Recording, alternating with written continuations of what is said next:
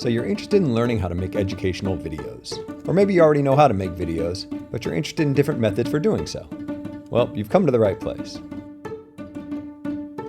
What I want to do here is explore 4 different types of videos that you can make, highlighting some pros and cons of each of them. And then in a future video, I'll talk about some of the hardware and software that I use to create my videos, and go over some of the basics of video editing. I'm certainly no expert, but I have spent many hours over the past decade or so I just want to share some of the stuff that I've learned.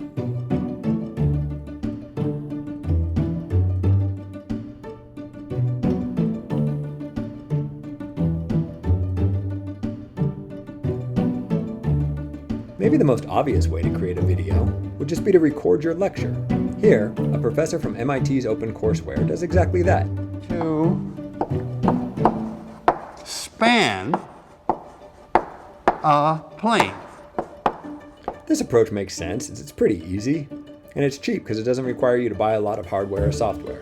From both your and the student's perspective, it'll feel like a lecture, and since the students get to see you, it helps create that personal connection that some videos are lacking. However, because they're derived from lectures, they tend to be a little bit longer, so it can be hard to keep the student's attention. It's also challenging to incorporate technology into these types of videos, and they can be awkward to edit on the back end. For these reasons, this is not a type of video that I make. The next type of video I want to look at is similar to the first type, except you kind of cut yourself out of it and just record what you're creating. A mathematician named Vi Hart used to make really cool videos of this type. Here's one they made on, well, making videos. But you need something to write about. I mean, a lot of people ask me how I make my videos, or suggest making a video about how I make my videos, and that's been a potential video on the list of videos that are just not conceptually there yet for a long time. This type can be a big step up in quality from simply recording your lecture, mainly because it allows so much flexibility in your content. They're also a lot easier to edit, which allows you to pack high-quality information into a shorter time frame, something that students really appreciate. My biggest issue with this type of video is that you don't automatically end up with digital files for your notes, and the incorporation of various technology isn't quite as seamless as in the next type of video that I want to show. Instead of recording your handwriting, you can capture your screen, a technique that was popularized by Sal Khan, the founder of Khan Academy. Here's one of his videos on the value of educational videos. So I'm having students get the lecture at home, and then that frees up time in class to do problem sets and more open-ended projects. The fact that you're simply recording your screen opens up a world of possibilities for these videos. All of a sudden, anything you can get on your computer can be part of your video, and you can easily edit your content without the viewer ever knowing. If you want to publish your notes to your students, you don't have to worry about photographing or scanning anything that you've made. Everything's already digital. You might argue that since you're just recording your screen, you lose that connection with your audience, but it's easy enough to add a little thumbnail of yourself narrating if you want these to be a little bit more personal. Really, I think the only major disadvantage of this type of video is the cost associated with the hardware and software that you'll need to make them, and the time it might take to get familiar with it. Also, I guess if the majority of what you're recording is just your digitalized handwriting, like Sal Khan does, the videos turn out significantly less impressive than the animated type that I want to highlight last.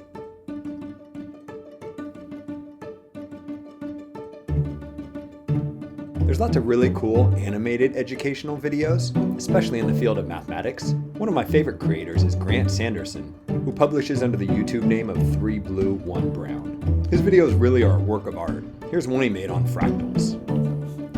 And don't get me wrong, self-similar shapes are definitely beautiful, and they're a good toy model for what fractals really are.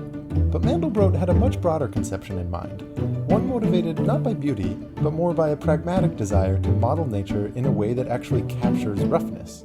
If you're willing to take the time to fully animate videos, the results can be absolutely stunning.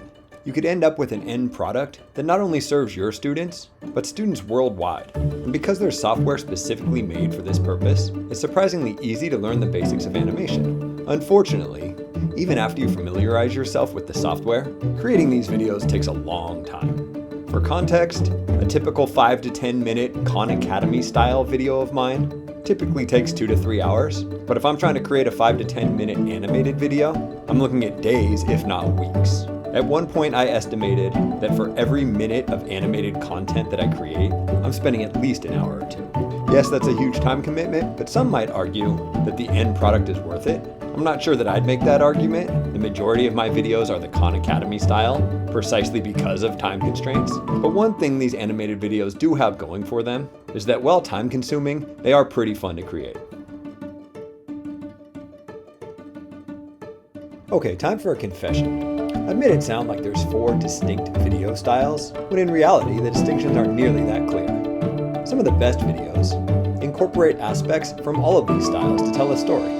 Numberphile is a popular YouTube channel that does a great job of blending the different techniques. See how many you can pick out on this clip from their video on orchard problems, the mathematics behind the cool patterns you see when you drive past an orchard on an old highway. Coordinate points. So if you imagine a coordinate grid, they call this lattice points in the trade. The points with integer coordinates, so 1, 1, 1, 2. And I'm just gonna put loads of trees on this because this is gonna be where we're gonna play for a while. We're gonna play in the orchard for a bit. Let's start, as in all good mathematical models, by keeping it simple, and later on we can upgrade that. Like most of the popular YouTube channels out there, Numberphile has a whole team of people working to produce and edit these videos, so it's probably not fair to yourself to aspire to create this level of video. However, I think you'd be surprised at how close you can come, with a few relatively inexpensive products and a reasonable time investment on how to use them.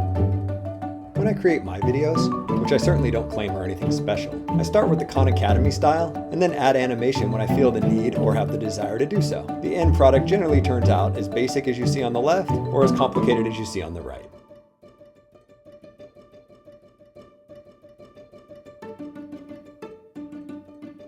If you're interested in learning about the software and hardware that I use to create this content and want a quick tutorial of how to use it, tune into the next video where I explore exactly that.